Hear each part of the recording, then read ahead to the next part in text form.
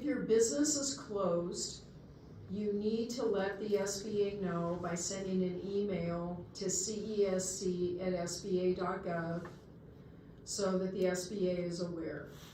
If you plan on closing your business, before you close, please send an email to cesc@sba.gov and let the staff know what is happening with your loan. What will happen in both those cases of a business closure already happened or one that's planning is the SBA will get back to you and ask you how you're going to liquidate the business assets.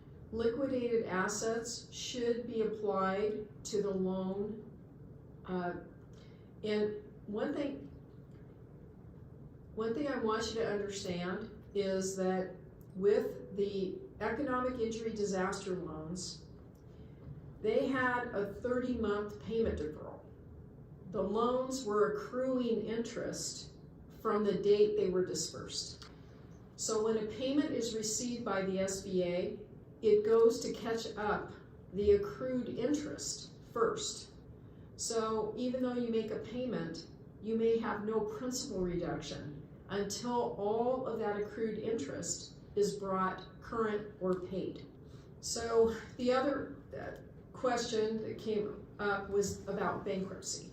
If you file a bankruptcy, federal debt is not relieved or forgiven.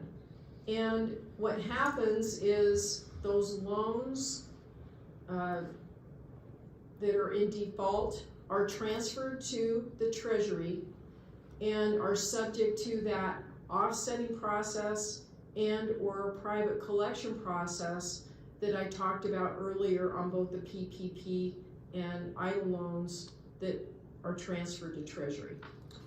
So on the EIDL loans, the way they were funded by Congress, they were designed to be fully repayable. So that's why there's no forgiveness tied to that.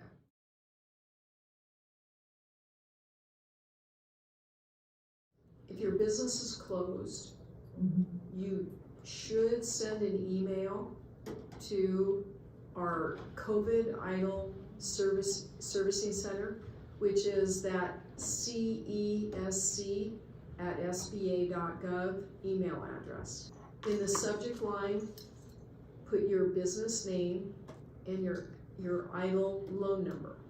In the body of the email, just say that your business is closed, you want to let the team know, and then if you have an ability to keep making the payments, then let them know that. If you need to do a hardship accommodation plan to reduce your payments down and give you a little bit of breathing room time to get organized, put that in the email. If you cannot make payments anymore, then let them know that too. That loan, your loan would then be transferred when it is in charge-off status at 120 days past due to the Treasury. The one challenge here is that if you have a past due, delinquent, or charged off SBA loan, or any government loan, if you have to apply for future federal programs, you may be denied.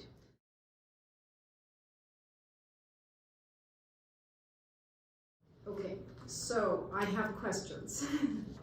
Have you filed a return for 2019, 20, 21, and 22? And when did you file the 2022 return? How long ago has it been? Okay, so what I want you to do is I want you to call the IRS. I want you to schedule an appointment with the local IRS office. They can provide you with documentation if you go in person.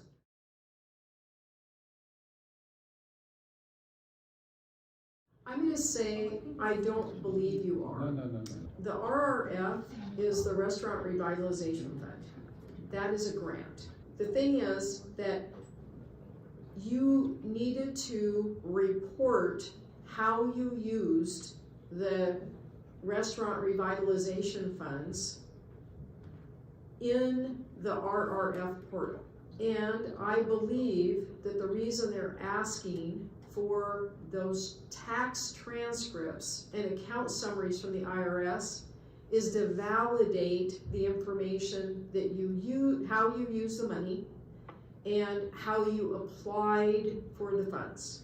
Okay, so to complete it, what I want you to do, if you cannot get it by requesting it from the IRS website, then you're going to need to go to the local IRS office, identify yourself, bring ID in relation to your legal entity and your ownership of it.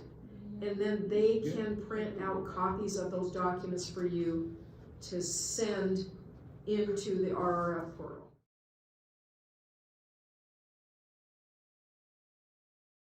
No.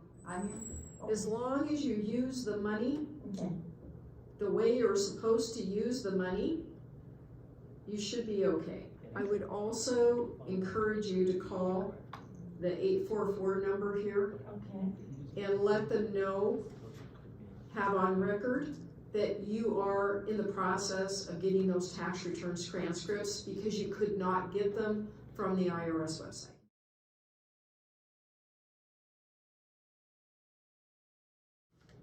I'm going to say that your Social Security number may have been entered incorrectly when you applied for the EIDL loan.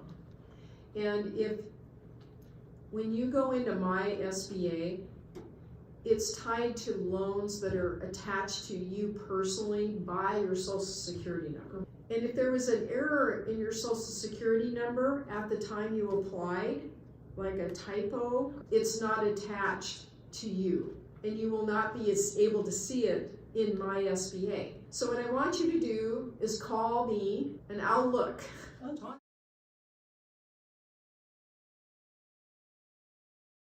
I understand.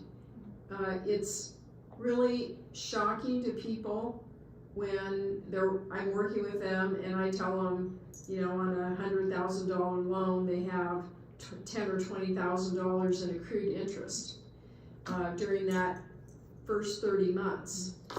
So I understand where you're coming from.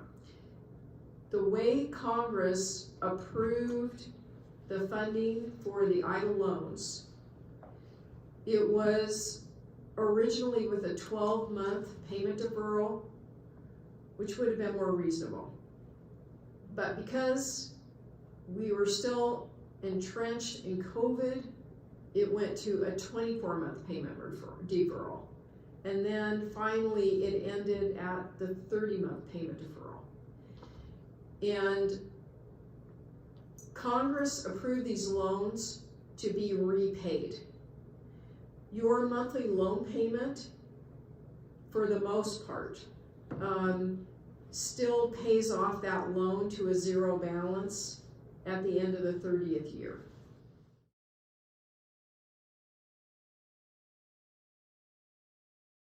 Okay, so it's different. Who should be reaching out to you? An economic injury disaster loan was directly funded by the Small Business Administration. So collection efforts are by SBA staff, which means you may have been getting robocalls or emails or a letter. If on the PPP loans, those loans were done by a private institution like a bank or a credit union, the lender should be reaching out to you.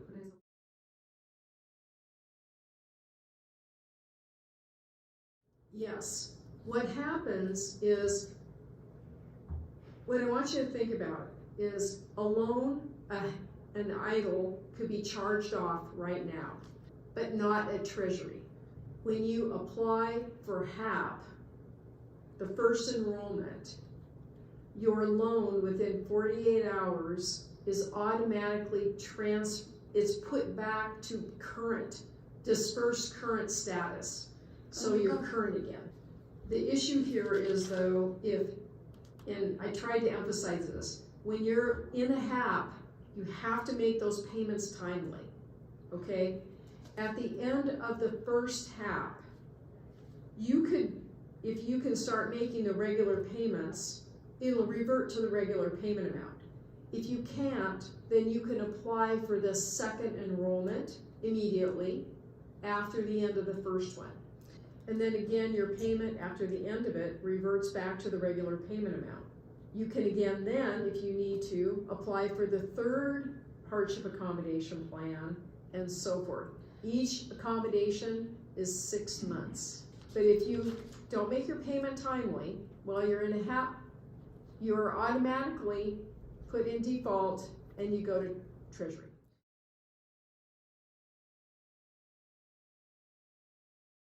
Well, if someone passes, like with any loan, it actually goes to be handled through your estate.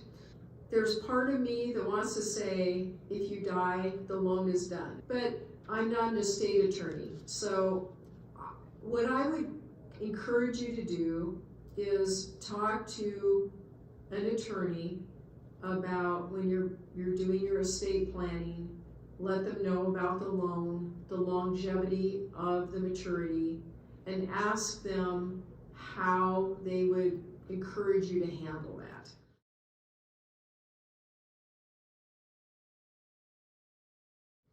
Well, right now there are 4 hardship accommodation plan enrollments.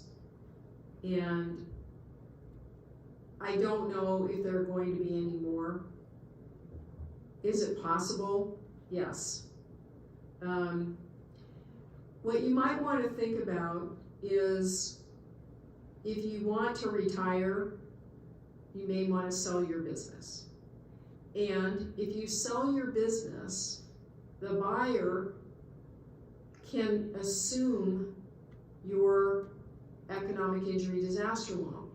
The challenge with it is, though, that as the original borrower of the money, or your original business, right, you still are attached to that loan and responsible for repayment, even if the buyers assume the loan.